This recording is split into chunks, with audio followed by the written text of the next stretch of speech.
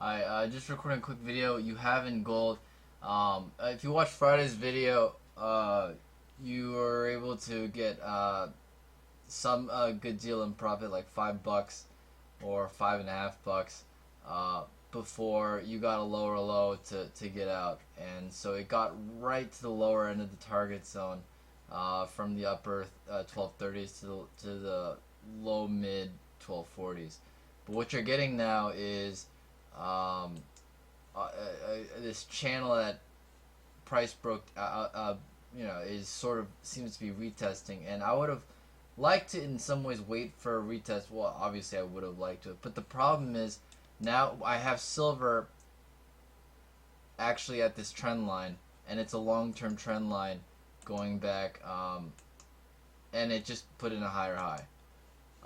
It's a long. This is a 4-hour chart. It's basically a trend line that goes back to the lows in silver in the $15 range, and so obviously that's a very big trend line, and so you can put in a long in gold, and you still have a higher high also forming, a higher low forming. So once that higher high forms, that'll be it. Certainly, you sort of need your stop below this trend line, this lower trend line.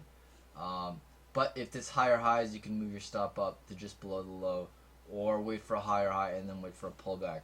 So certainly anywhere in that area is a place to get in, and uh, this would be probably the beginning of at least 1 or 2 day rally up. Certainly, I think for the rest of the day, I'm going to be looking to trade this with a bullish bias.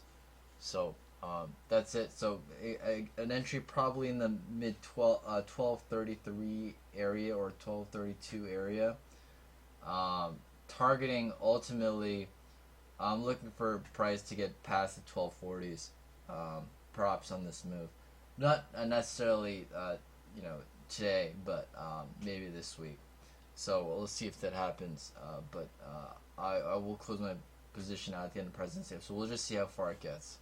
Okay.